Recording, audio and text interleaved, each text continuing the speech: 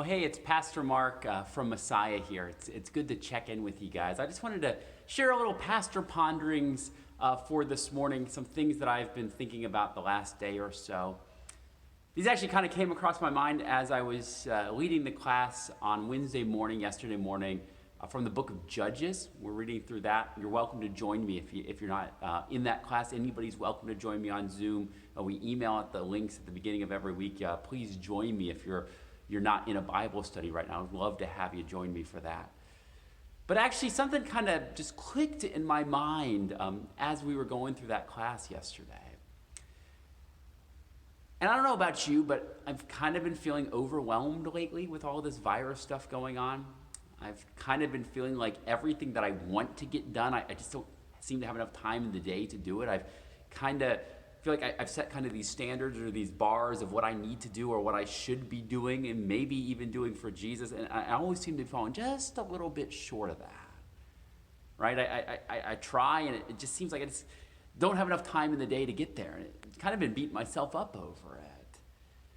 But I was reminded in Bible class about our faith, about Jesus, about how he actually comes to us in our weakness. And there's lots of Bible verses about that. But this one really stood out to me, really spoke to me.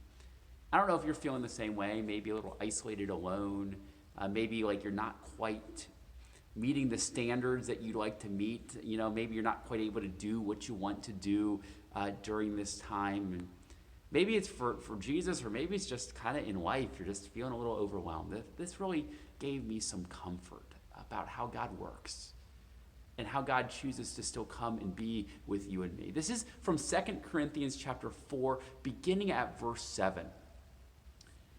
He says, "But we have this treasure in jars of clay to show that the surpassing power belongs to God and not to us."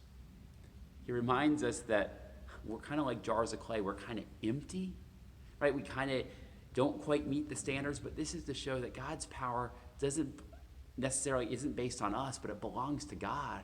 And God's still working through us. And he continues, "We are afflicted in every way, but not crushed, perplexed, but not driven to despair, persecuted, but not forsaken, struck down, but not destroyed, always carrying in the body the death of Jesus, so that the life of Jesus may also be manifested in our bodies." You know, we go through trials, right? We go through persecution. We go through afflictions. We go through all of these different things, but we're not crushed. We're not beaten down. We're not destroyed, because Jesus goes to those places. He goes to those places where we're beaten and we're crushed. And he's crushed for us, but he's raised to life, and he chooses us even in our brokenness, even though our lives aren't perfect, even though we're not able to have everything together. The power of God goes to those places. The death of Jesus goes to those places, but also the life and the resurrection of Jesus goes to those places. And he's raised for you and me, and he uses you and me even in our brokenness, even as we feel crushed and beat down and struck down. We're not destroyed, but actually the life of Jesus comes out from us even in those hurting times. That's what Jesus says. He takes on the cross for us, and his life rises up out of the grave. And in these times, even though we don't have it all together, even though we might feel like failures, even though we might not be able to meet the bar that we set for ourselves, the power of God is resting upon you and me. Jesus loves you. Jesus forgives you. And then Jesus' Spirit works in your life. And even in those tough, broken times, God causes his light and his life to come out from you to the world around you. So maybe you're not accomplishing exactly what you want, but God's going to use you to do what he wants you to do. So look for those opportunities. Even when things don't seem like they're going to plan, look for those opportunities to simply love your neighbor. Might be listening to somebody on a phone. Might be talking to a neighbor from across the street.